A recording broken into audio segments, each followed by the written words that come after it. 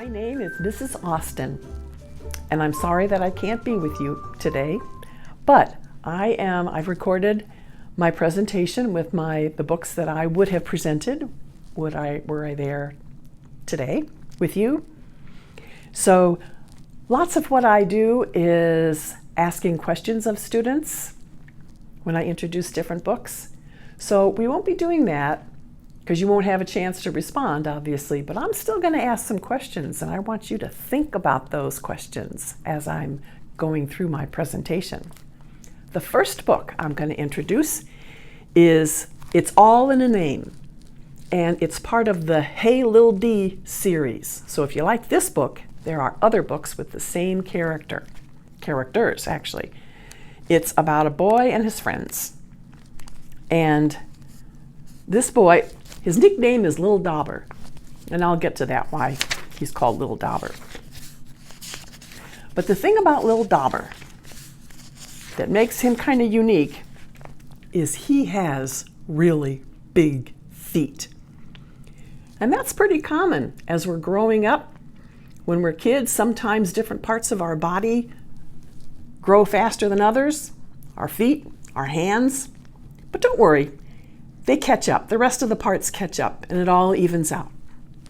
Well, anyway, Lil Dauber has really big feet. Now, his friends are fine with that. However, there are some kids that tease him, and they call him Feets. Now, when he was at the bus stop, and these kids called him Feets, he said, "I don't like that name. That's not my name. You can call me Lil Dauber, but don't call me Feets." What do you think that Lil Dauber could do to get these kids to stop calling him Feets? So think about that one. So why Lil Dauber?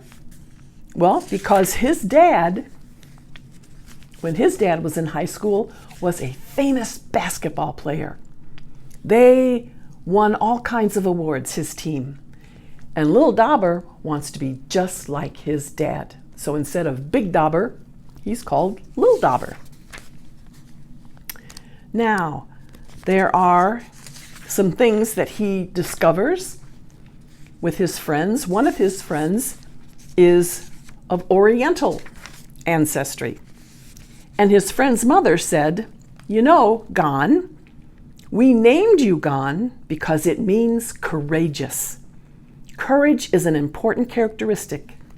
To have people think of you as brave would be better than having them think of a nickname for you." So nicknames can come from all different kinds of places and people. Sometimes our families give us nicknames. Sometimes our friends give us nicknames. What nicknames do you all have? Where did they come from?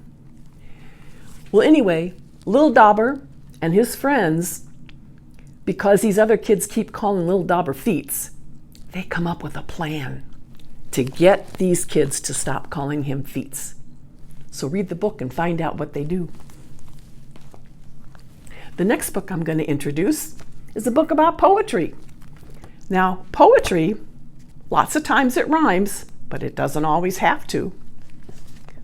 This one, it rhymes. It's called School Days Rap. Woke up at 8. Oh no, I overslept. I ran for the bus, but the bus had left. I raced to the school. I really buzzed. But then I forgot where my classroom was. Finally found it, opened the door. My teacher turned into a dinosaur. The dinosaur roared, "Sit down at your desk. Pick up your pencil, 'cause we're having a test." All the kids were staring, sitting in their rows. I looked down and saw I'd forgotten my clothes. He was in his pajamas. The dinosaur frowned and started to shake me. It turned into my mom, who was trying to wake me.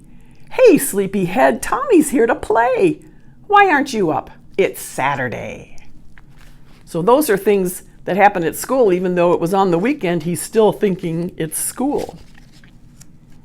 There was another about pinching. There were kids on a bus that were pinching one of these kids, and he's writing about being pinched on the bus. He's pinching on his knee, pinching on his arm, pinching on his bum. They were pinching him, and finally he said, "That's mean. Why are you pinching me? I think it's very mean." And they said, "Today's St. Patrick's Day, and you're not wearing green."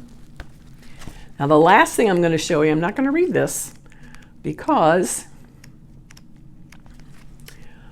you all can read this for yourself. The title of it is How to Torture Your Teacher. Don't worry, teacher, you're safe. But you kids might enjoy reading what they do. The next book I'm going to introduce is the Bradford Street Buddies. It's about, and again, it's a series, so if you like this book, there are other books. It's a pair of twins, Jada and Jamal.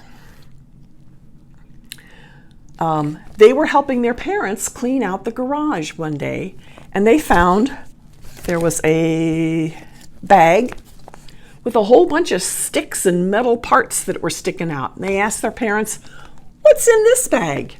The parents said, "Oh, that's our old tent. We used to go camping all the time before you were born." But apparently they hadn't been camping since the twins were born, because the twins knew nothing about it. So the twins asked, "Hey, can we go camping in our backyard?" How many of you have been camping? What are some good things about camping? What are some bad things about camping? Anyway, Jada and Jamal ask if they can ask one of their friends. So Jamal asks Josh, and Jada asks Carlita. So they're getting ready to set up the tent in the backyard, and they find in their front yard, there's a woman there's a neighbor that they have in their neighborhood. She's lost her cat, and she's putting up flyers all over town to help her find her cat. So the twins and their friends decide to go looking for this cat.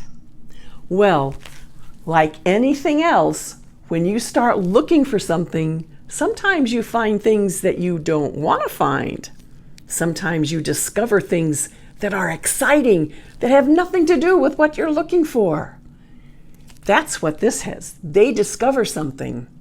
So you'll have to read the book to find out what is it that they discover, and how was their camping trip in the backyard. The next book I'm going to introduce, it's a graphic novel called Catstronauts. And it starts off with chapter 1.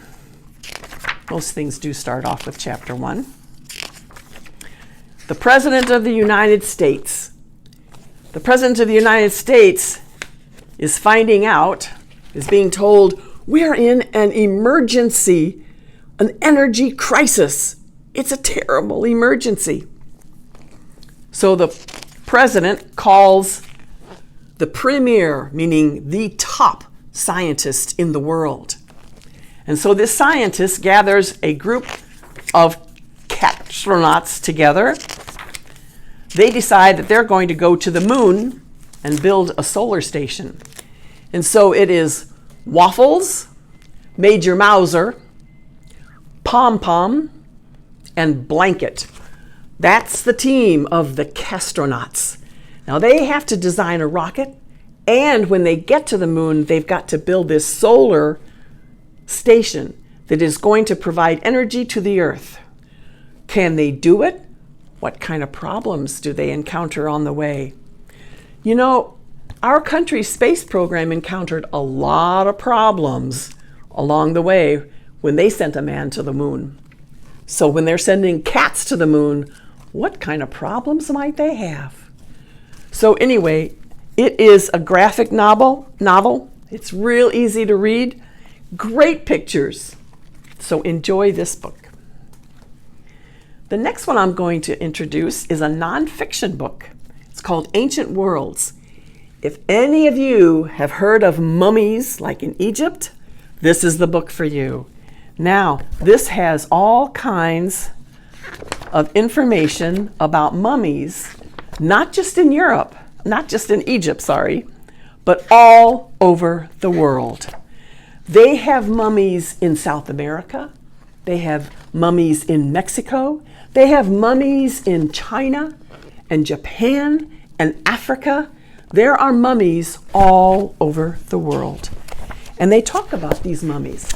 Now, archaeologists, they like to study the mummies because it's not just the mummies, it's the things that they're buried with.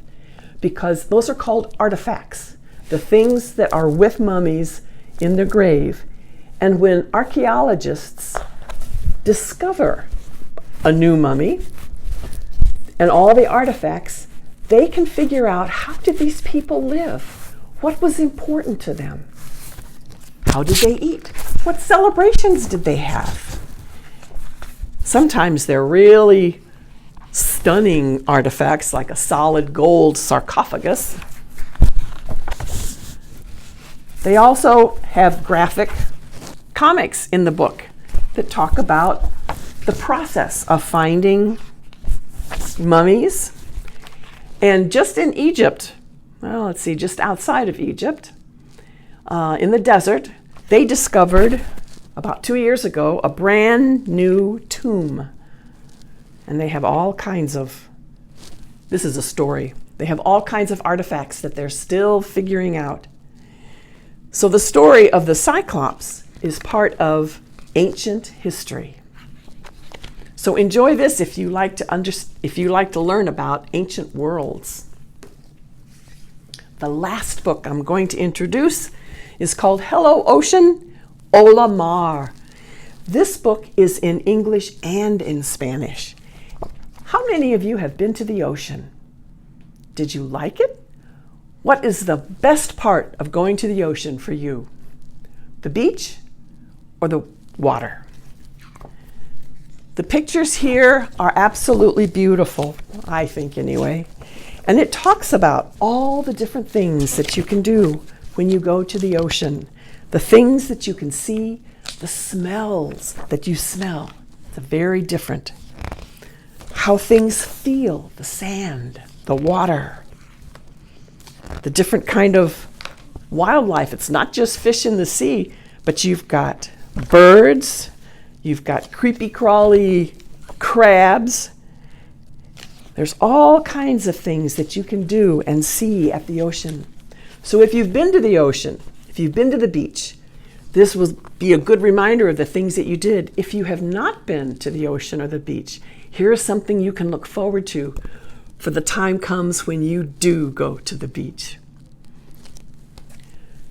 So I hope you enjoy these books and have a good day.